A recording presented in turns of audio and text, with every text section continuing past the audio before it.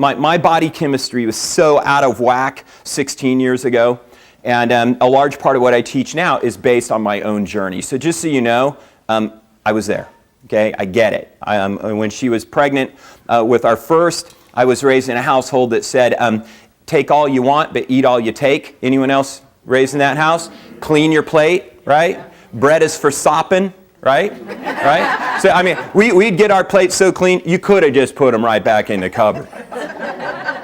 Right? So because of that, my wife had, she didn't have morning sickness, she had all-day sickness. And at that point, she was not a healthy cook. She was a phenomenal cook, but she was like, who is that? Paula Deen. You know, everything with butter. You know, and starches are better in mass quantities with lots of butter.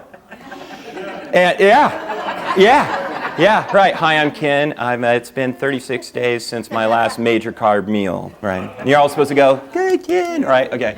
So I am a recovering carbaholic. And so what happened was I gained 40 pounds in 3 months. Right? Now, I'm not a skinny guy as it is. I mean, I weigh 210 pounds right now. I was pushing 250. And one day I came in, and you know, I had my 34s. They still fit. They just fit down here, right? And my business partner at that time, Dr. Jeff, you know, he would walk around with like a 10% body fat, and we used to joke that he had the guns and I had the gun cleaners, you know. So he came in and I go, man, Jeff, I'm getting fat, and he goes, my friend, you passed getting a while ago. All right, thanks for telling me, my friend. So I get it. So I told my wife, she soon discovered she'd come out, I'd be in this thing, and then, of course, like newlyweds, it's like, I'm not going to tolerate that. And I'm like, look, you're 130 pounds, I'm 210 pounds. I will eat you. You know?